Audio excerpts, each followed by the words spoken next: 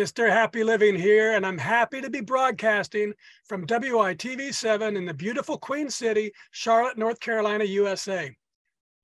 Hey friends, I'd like you to take a moment right now and just imagine how you'd feel living the unique and distinct life you were put on this planet to live, doing work you love, with people you love, in places you love, and all the while creating something of real value for others. That's what I call a life of significance, and I can tell you it makes a very happy life. And so can my friends Ed Hearn and Bobby McLaughlin. They're my guest stars today, and they're back to share an update about the unique and distinct journey that connected their lives, that created their lives of significance. Hey, Ed and Bobby, welcome back to the show. Well, thank you very much, Mr. Matt. Always good to see you, Mr. Happy. Happy to be back here with both of you. Awesome. Bobby, why don't you kick us off by telling us, the audience, about your recent journey leading a group of amazing people to climb the great Mount Kilimanjaro to raise awareness for others in need.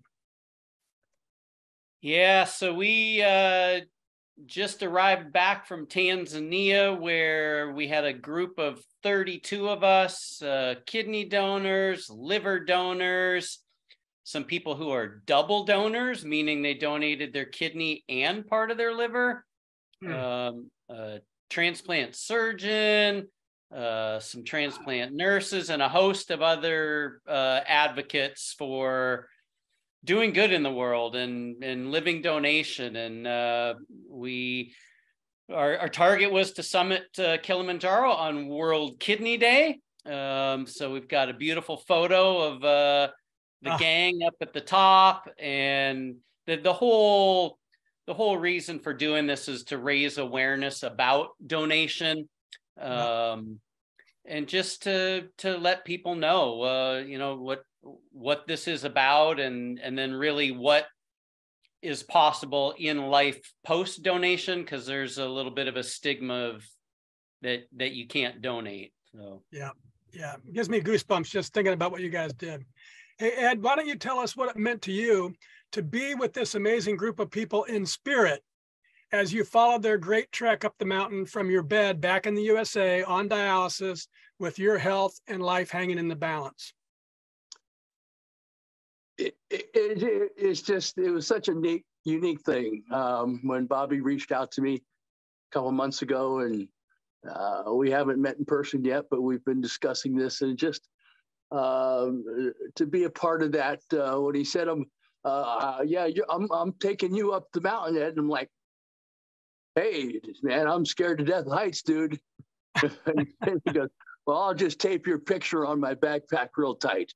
I said, well, thank you. But, I think one very important thing here, I don't think we've clarified, is that this is really about living donation, not just donation carte blanche, but living donors, people that have, given an organ, one of their two kidneys, their spare, they've shared their spare. And then, what Bobby's doing in this group of people is showing people that there's very, very little to fear in being a living donor. In America, we're so accustomed to the many, many, many, decades even of being encouraged to sign your driver's license for a deceased donor. Yeah. But that system's not keeping up with the need. And there's, nearly 100,000 people just in America alone that are approved to be transplanted and just can't get a kidney. It takes so long. And through this process of living donation, I believe, and Bobby believes, that, if we can just get the media and the education out there about how wonderful and successful these living donors have been, I think we can reduce the waiting list down to almost nothing. That would be awesome. Unbelievable. So Bobby, I understand Ed gave an inspiring pep talk to the Kilimanjaro climbers from his bed in the U.S. What did that mean to you and the others? Yeah, it was super special. So this trip continued to evolve from the inception. And one thing that we added later on in our programming was to look at seeing if we could not only share our message of living donation kind of to the masses, but if any of us had come across an individual or a set of individuals that we might want to, as we call it, adopt and take with us up the mountain and share their story as we're sharing our story. And that's how Ed and I got connected. My love of baseball goes way back, and I've got a connection to the Mets that goes way back to 1979. And when I saw his story, I was like, wait a second, like, this is my dude. Like, I'm going to figure out a way to connect with him and adopt him. And so awesome. through a gal named Donna, we were able to kind of get that orchestrated. And then Ed graced our entire group at the base of Kili, gave us a pep talk. We're all huddled around my phone, listening to his encouraging and uplifting words and making it real for those in our group who might not have the experience of connecting with someone who's in Ed's position. So it was impactful for us, and hopefully for Ed, it was a moment that was enjoyable as well. Well, Ed, let's kick that over to you. What did you want to give the Kilimanjaro 32 with your pep talk? I think I wanted to, let them see me. I was literally in bed. I'm from needing a kidney and on dialysis, etc. And so I mean, they've already donated somebody, so they kind of have an understanding, but they may never have met that person or never actually seen somebody, who's in bad shape. And I'm a little better these days here the last couple of days, but when they climbed a week and a half ago, I was very anemic and just very struggling. And but give them perspective in that part, but also encourage them from what I've learned over the last 30 years of battling with this disease of kidney failure, and that what they were doing, I have learned, is so fulfilling. Yeah. To give and make a difference. And what they were doing can make a huge difference as Bobby takes the video from this and they get this out there. I mean, the lives that this can impact is incredible.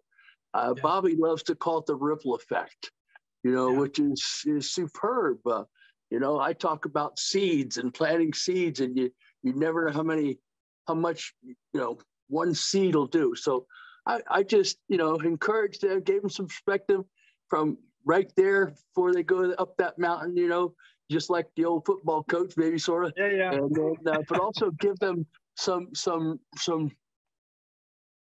of my experience from years of doing what they were doing, helping me and others. But I've done that for so many years and found that's just the greatest thing in life. As you know, Matt, and you're preaching that today. Yeah, good stuff. So, Bobby, in my research, I read something about, quote, real sees real. So what does that mean? It comes from a 22-year-old porter that was part of the group that was supporting us going up the mountain. We had a support group of 90 people, guides and porters and cooks and toilet crew, and we can't climb this mountain without them. And as you're making your way from one camp to the next, you have opportunities to have conversations with people. And I was in conversation with this young 22-year-old. My son is 22 years old.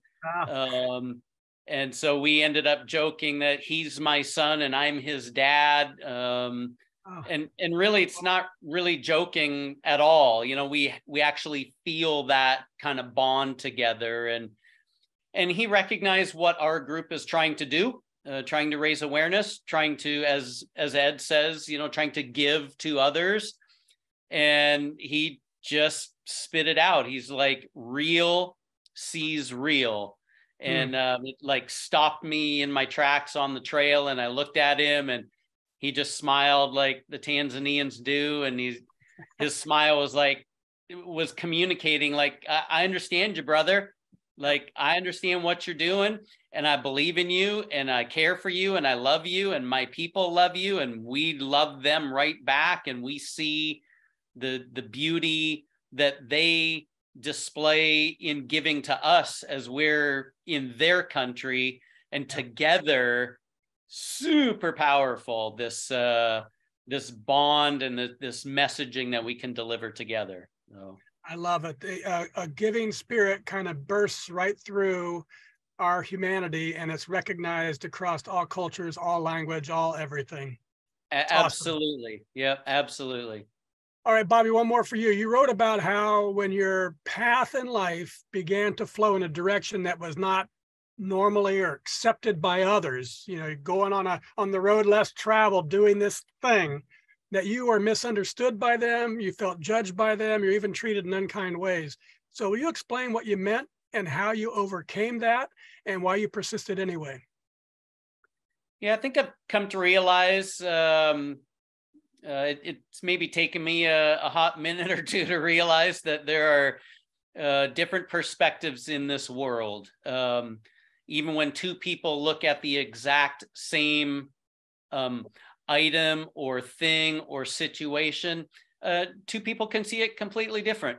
And I think the journey that I've been on the last several years, it's been really clear to me that it's okay that there are different views. It's actually a good thing. But for me, I felt very compelled to follow my intuition, to follow my vision, to follow my dreams, to not cower to the power in numbers of others who might believe something different. And so it was a powerful moment for me to just, you know, kind of stay in my truth. Even if people don't understand it, I'm okay with that. But what we as a team were able to create with this is it gives me chills. We're at like 95 million views of our story, and in some type of, you know, listening to podcasts or talk shows or seeing on TV or whatever. And we know that we've made an insanely impactful journey here that's touched people on more than one continent. I'll tell you that. It's awesome. New t-shirt, don't cower to power. Ah, yes, right.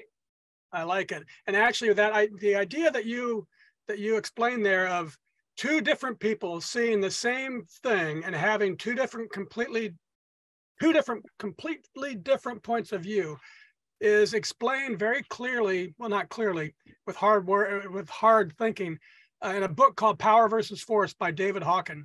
And his explanation is it's because all of us human beings are on a strata of 17 different levels of consciousness.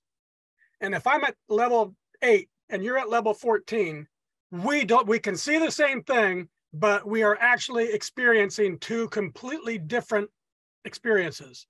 And when I read that, it really helped a lot. So, and then you can't get an 8 to a 14 like that. It's just not going to work. So you have to do your own. You don't have to, but you're encouraged to do your own thing. So that's awesome. Yeah, for sure. I love that analogy or that description. And it's not to say maybe necessarily who's where in their conscious journey, right? Yep, it's not a judgment. Yep. But no judgment, but for sure, the amount of time that it was going to take to try to get people on board was just not going to happen. Yeah. So Ed, how does it make you feel that Bobby's dedicated so much and completely upended his normal life in the cause of supporting live kidney donation and adopting you? But the bigger cause, I mean, how does that make you feel that this stranger is doing this? He was a stranger, no longer. He's still strange, yeah. No, I'd say there's several points to this. Is number one, of course, it's very humbling, first of all, that people would reach out and go to the extent that Bobby and these others have to not only help me, but so many hundreds of thousands of people like myself. But on the other hand, I am happy for Bobby and for those others on this trek, because as you know, Matt, you come to understand. I believe that not that many people get the power of doing what you do in trying to make a difference in almost everything you do. And what Bobby is doing now here in the last couple of years is we all have different talents, we have different areas of interest. Yep. And Bobby knows on this journey, I'm happy for them. Yep. Because they are getting it and they got it. And one of the key aspects of this trip that has kind of gone a little unnoticed, but I saw it when I saw the videos, is these guys took time on this trip to go halfway around the world to a dialysis center or two and see these people on the other side of the world that are living just like me on this side of the world, struggling for life. And that alone brings so much power into the understanding. And it moves a person from compassion to true empathy. Yeah. When you experience what the other person is feeling and living like. Yeah. And that just brings all the more power to what they're doing and what they will be doing in the future. So, I mean, I'm humbled. And I mean, it's just, this trip will probably help me find a donor here before long. And I'll be back on the road to doing what I love to do. And I can't do it without somebody else's help. And these people are doing that. On the other hand, they're going to see it come back to them. It'll come back to them more so even that it might come back. It'll mean to me. It may be more to them than it does to me by giving it away, making a difference. They'll get you that kidney, and then it'll be you and I on 24 on Kilimanjaro. Oh, baby, I don't like tights, man. That sounds like a great plan. I'll join you in that RV, man, but I don't know about up there on them heights, man. Whoa. All right. Hey, Bobby, before we move on, let's not leave that dialysis center in Kilimanjaro. What was that like for you in the 32? Holy smokes. Yeah, there's no doubt. And, as you say, Kilimanjaro 32, and Ed's talking about team, I'd be remiss not to blast this through the loudspeakers that this is a full team effort here, from each of us climbers to our support crew. It totally is. And one of the things that we kind of investigated was what else can we do? What can we add to this trip for education for ourselves, for exposure? And lo and behold, half a mile from our hotel is a dialysis center. So it doesn't take us too long to reach out to them. And before you know it, they laid out the red carpet for us. Their entire staff was waiting for us to arrive. They gave us a tour of their facility, which is a mind-blowing operation. There's a gentleman from India who has left his family and home in India to come run this dialysis center. And it's completely different in Tanzania. These people are not getting off dialysis. They are not getting the transplant that fingers crossed Ed's going to get here soon, and others are going to as well. They're living out the rest of their days on dialysis, and it's a partial dialysis. They're getting 1 or 2 treatments in a week, which people here would just shudder at what that actually is like. But we received thank you notes from their staff, from their patients for our visit. There's going to be a documentary made by the national TV outlets that's going to include the dialysis center and exposure for the entire country and East Central Africa. So like, awesome. You never know when you open a door what you're going to find, right? And we just kind of keep opening doors and doing what we can do. It was super powerful. That's awesome. Tell us about it. You're creating a documentary of your own about the 2023 Kilimanjaro advocacy adventure. So tell us a little bit about that and how people can find it. Yeah, for sure. So we're going to release it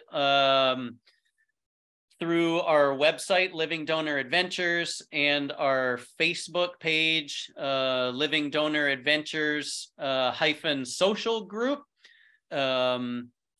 And over the period of the next 6 to 8 weeks, every 2 to 3 weeks, we'll release a new episode, 6 to 8 episodes in this documentary, kind of telling the story of individual people on our trek and tying it all together. We had a little teaser come out yesterday, which just kind of rang through our whole team of tears and tears of joy. So it's going to be super impactful to continue planting seeds, as Ed says, or rippling, as we say, and just again doing what we can do. So we're super excited. Tom, our videographer, is a cancer survivor. We had a little ceremony for him on the mountain to recognize his feat in overcoming cancer and what he's doing to continue to give in his life. And you know, Summit Point Productions, like that's where it's at for your documentary needs in Tanzania, and it'll be great when the two of you are in the next documentary, Climbing Kili. Right on. So we've been talking about doing for others, but Bobby, I'd like you to take a few minutes and describe the bond of brothers and sisters who just a short time ago were total strangers that was created by your shared experience and your shared struggles of climbing that mountain in the service of others. How has it changed your life? We're almost 2 weeks out from Summit, and I can't put it into words. I just can't yet. It needs to marinate more deeply yet, because it's that powerful. But when you arrive in Amsterdam and you know that 7 of your other brothers and sisters are going to be there, and you meet for the first time in person after being on Zooms month after month, and you can begin that bonding process. And so patches of us did that as we were traveling. And then as we arrived at our base camp hotel in Moshi, we continued that. And of course, it continued throughout the journey and the challenges on the mountain. I mean, we had some challenges. Some people didn't feel well, and others rose up to try to help them. And you can't create the bonds that creates without going through the trenches of what you got to go through. So I've been a soccer coach for 3+ decades, and I'm sure it's true in other sports and other endeavors, but you got to go through it. And we've gone through it, and we want to share it with others. So we're already planning on a return trip, and we want others to have this experience as well and continue to, ripple wherever the ripples are going to go. Fantastic. So Ed, speaking of bonding, so your last kidney donor gave you the gift of life about 20 years ago, as I recall. What can you tell us about him and your connection with him, and about his health and vibrancy 20 years later? Yeah, Chuck was my last donor 20 years ago. He was a living donor, of course, and the bonding, I mean, after we did the transplant, I said, Chuck, what can I do for you? I mean, Yeah. you can't pay somebody for a kidney and that sort of thing, but Chuck said to me, he said, well, Ed, I love hunting deer down here in Florida and Georgia. And he said, but I hear you guys got some huge deer up there in southeastern Kansas where you're living.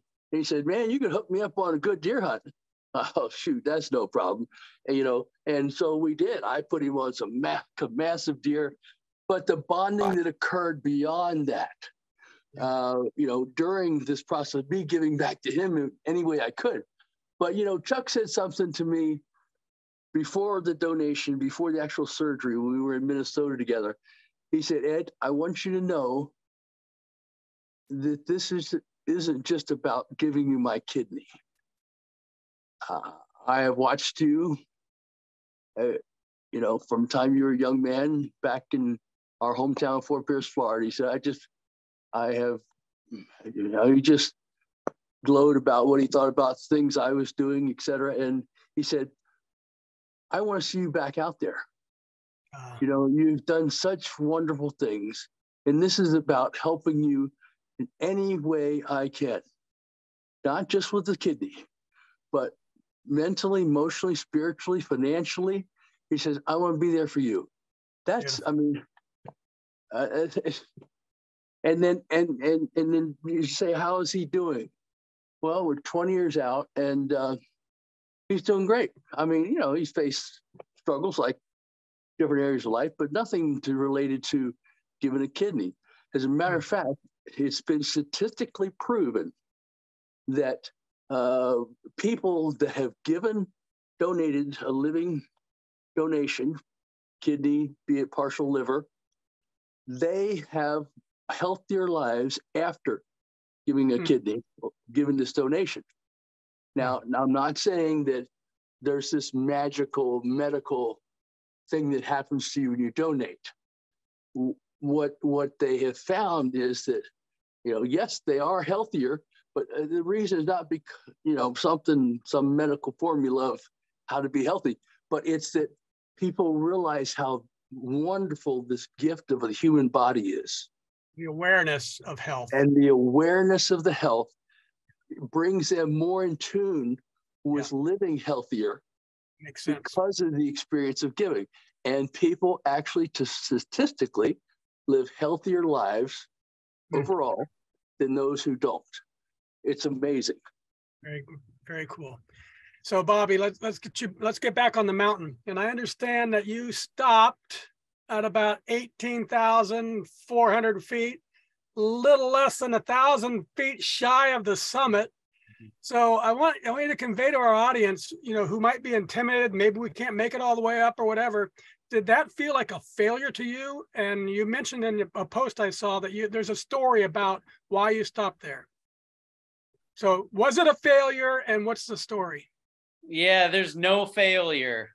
There's no failure. Our entire mission here was to raise awareness and, kind of alluding to what Ed's talking about. We're trying to show what is possible post-donation. We're able to get out and be active and do whatever. Some people, they have some challenges after donations, but by and large, we're showing what you can be and what you can do. Last year, I picked up a nice little malaria bug and turned around at 18,000 feet. And Stacy, who was on the climb last year and part of the whole organizing and all of that, she turned around with me last year, sticking right by my side, despite my wishes for her to go to the summit because she was feeling great last year. But she refused and stood by my side. Ed's had the good fortune of having some conversations with Stacy here over the last few months and can vouch for her as being a pretty decent human, right, Ed? I think so. Yeah. So this year, we got to 18.4, 900 feet shy of the summit, and Stacy wasn't feeling good. It was very clear that continuing on was not going to be in her best interest. So I was her biggest cheerleader at that moment to get her turned around and go down with her. And one of the lead guides was really distraught, knowing that we had spent months planning and organizing this, and he just knew. So we had a group of 3 bear hug that was like my best moment of the entire time. This no spoken words, energy exchange of real seeing real, pure love being exchanged, which is what I had last year on my descent as well, with a different porter named Happy. But it just was powerful. And so I had a little conversation with Hans, who was going to come down with us. I was like, no way, brother. Like, the mission needs you as part of the team to carry on and help us finish getting the message out and take this banner and get it up to the summit and help lead our team. And, we'll just do our part and descend, and the rest of the team continue on. And so he did, and they did. And I don't look at it as a failure at all. We played the role we played, and others played the role they played, and together we create this beautiful team. That's awesome. So Ed, let's get back to the National Kidney Registry and tell our audience a little bit about what that is and why it's important. Well, it's been in place about 8 years. The gentleman started this back east, and he saw a need in that, if you wanted to donate to me as a living donor, but we didn't match. Yeah. That's what everybody says. I don't know if we're going to blood match or we match. And basically, in the simplest form, there's now this registry that contains very, very in-depth data on both the donors and recipients that are involved in a donation like this, where isn't a good match, or isn't a match at all, or there can be a better match. And so if you were giving me that kidney and yeah, sorry, Matt, well, instead of you just not being able to make a difference, through this National Kidney Registry, you can donate to people that are already listed where you are a great match, and you make this donation to them and separate from anything to do with me. And then, in simple terms, they give you a voucher. So Ed's got a voucher then where they put my data in and are continually searching this database is being updated hourly for when the right best match comes available for me. So in essence, I was told back in March, when I began to qualify, for myself to be able to have another transplant, my surgeon said, Ed, 20 years ago, you could bring in your brother and, or Chuck, and we go, oh, this is great. You're a match. Let's do it. Well, nowadays, the next step in this is that I could bring my brother in, and they may very well tell me, Ed, your brother should donate to the registry, because 95% chance we can get you a better match than even maybe your own brother. Yep. And that can reduce long-term medication issues, the longevity of the transplant. So this whole thing coming together where it opens up so many options with donation. So all we're stuck with now is educating people, because I believe if people understood this, that, my donor 20 years ago, Chuck, he had about a 12 to 14-inch incision around the back, of his rib cage to get that kidney out. Now they have little laparoscopic incisions like this. So, Chuck got up out of his bed this day of our surgery, where he was almost side by side in a surgical suite. He went first.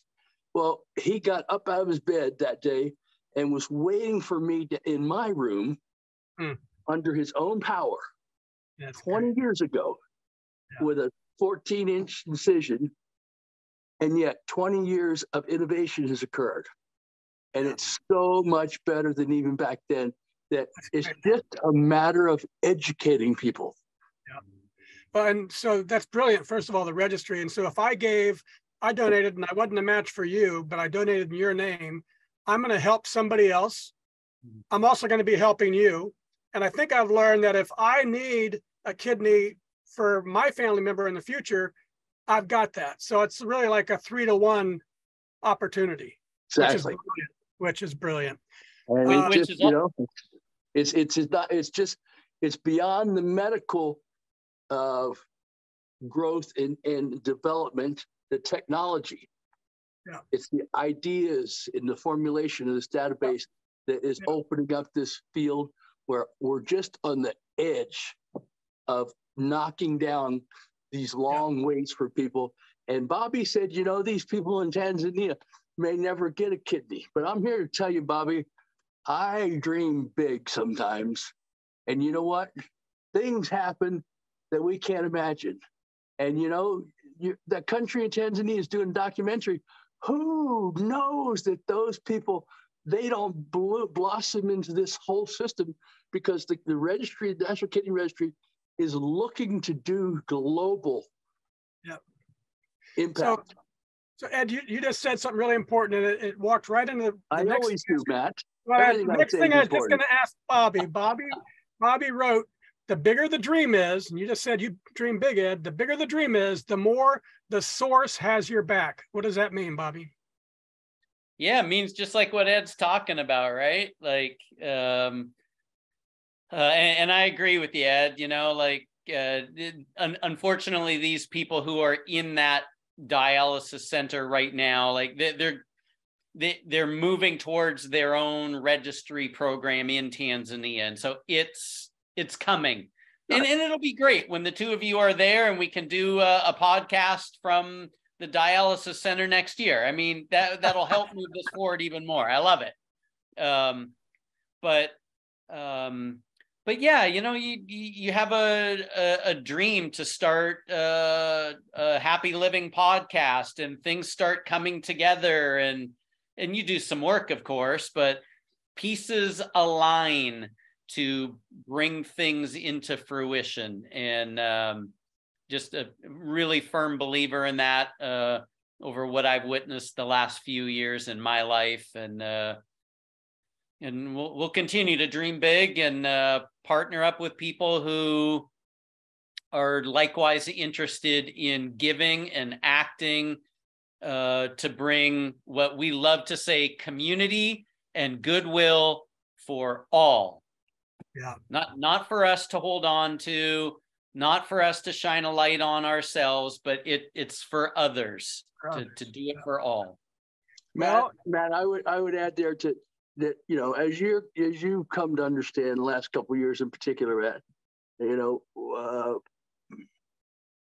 we can't change our capacity as humans to change other people or to change huge things is limited. Our job, as I like to say, is to plant seeds, water, fertilize, and sometimes help people pull weeds. But in reality, when you talk about the big picture, it takes our Creator. Yeah. He's the one in charge, and only he can bring change that we're not even close to being able to do. But we can help orchestrate that through our works, and we do it from a heart that is designed to be like Him, because we love and we care and we want to make a difference. But in reality, it's up to Him when He makes the final changes, the big change. Yeah, very good, perfect, Ed. And let's talk about one of my favorite subjects called the power of giving. And I've heard you say that you could have played 10 or 15 years in the big leagues and never made the impact that has resulted from using the humbling of life's challenges to give you, or to give inspiration and motivation to others and to help them find their own direction and purpose in life. So tell us what you mean about that. It's just exactly that. My dream was to be a professional athlete. I worked hard. I made it. And, the man in charge says that wasn't what he had in mind for me. Yep. And I would have no idea that by going through the hell, literally going through the hell that I went through of losing my career as an athlete suddenly without making the big bucks and all that, to losing my health on top of that. Never, ever would I imagine that would be a greater platform for people, because, we look at celebrities and superstars, this, that, and the other thing, but it's just so superficial. Yep. But when we look at people that have overcome stuff and been down, as I call it, in the outhouse of life, that's where real growth happens. Yep. And I think each one of us ultimately, recognize that's the kind of people that we latch on to and really pulls us up as individuals and as families, as communities, as countries, and as a world. That's the way it's going to happen if we're going to be back to, a better place here on earth, because we're slip sliding. As I say, it's the bottom of the ninth in America, as my nonprofit says. But if we're going to come back, it's going to be because of people that have exhibited the growth that they have achieved miraculously through not the penthouse of your life, not the World Series, but at the outhouse. Yeah. And that's what I'm talking about. So Bobby's talked about, and you talk about now about the growth and the difference you can make. It doesn't have to be the old song, you don't have to be a star to be in my show. Yep. Yeah. That's it, man. It's real. Yep. That's it, man. And Bobby, you've donated a kidney, so can you explain the experience of love and joy that giving one of your kidneys as a living donor has given back to you? We always think of it as I'm giving my kidney away, but what has that process given to you? I'm still marinating on that. I donated over 4 years ago, and wow. Unfortunately, Devin, my recipient, passed away.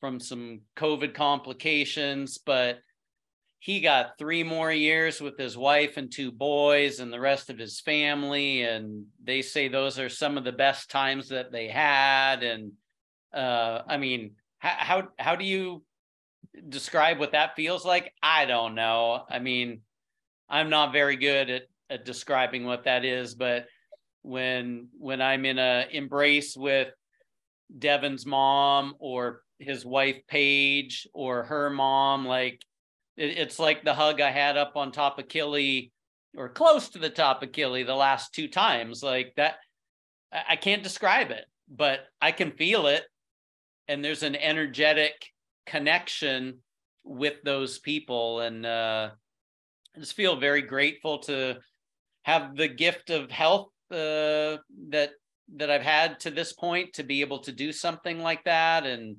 certainly when I donated, I had no idea I'd be sitting here talking to you two, doing more good stuff. But just super grateful for everything that my challenges in life have presented for me.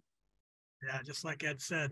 So Ed, tell us what it would mean to you. Let's just imagine one of our listeners out there would share your story with their family and friends to help educate people about live kidney donation. just sharing the information, and then let alone maybe going through and donating a kidney. I mean, this isn't my first rodeo. You know, I've been down this road 3 times. And, you know, I think the first kidney, I viewed as life-saving. This one coming up, and the past one, third one here with Chuck's 20 years ago, for sure, is life-giving, not life-saving, because it's beyond life for me. Hey, if God called me home right now, no problem. I'm ready. I'm happy. I feel like I don't know how much more I could get out of life as far as the real essence of what life is about. I've been blessed to experience that because of life-saving transplants of the past. And yes, you know, if I get a good kidney that lasts another 20 years, it'd definitely be life-saving.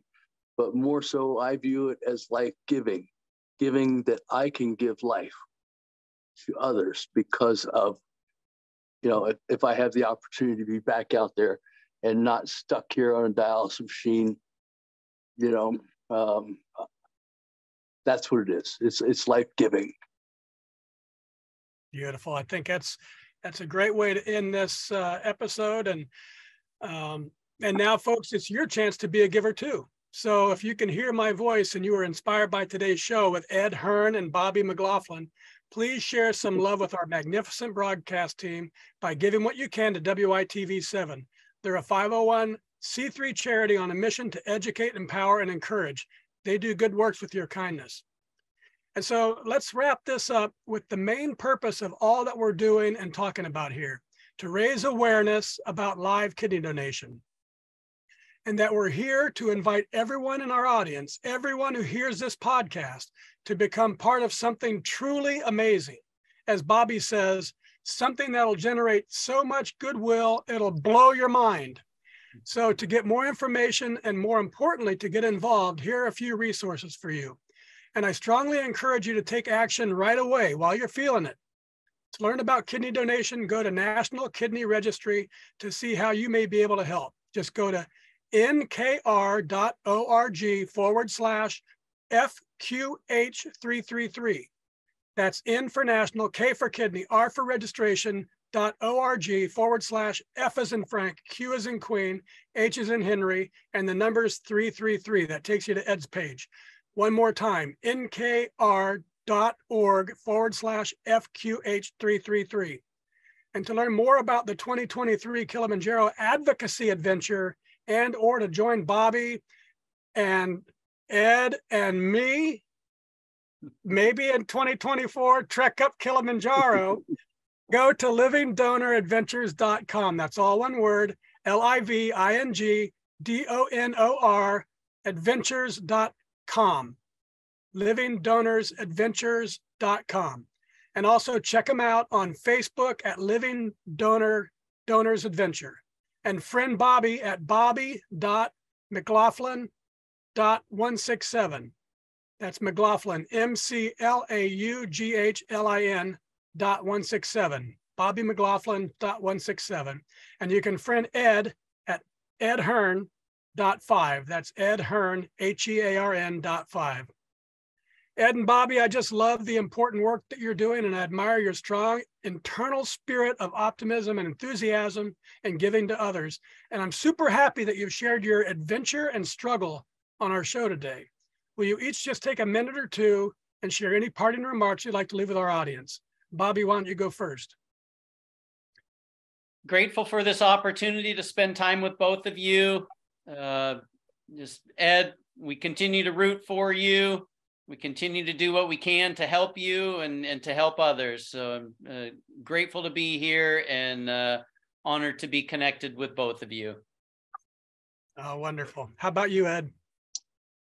I guess I would just leave this nugget that, you look at the three of us here, and we come from different walks of life, and we've been brought here together today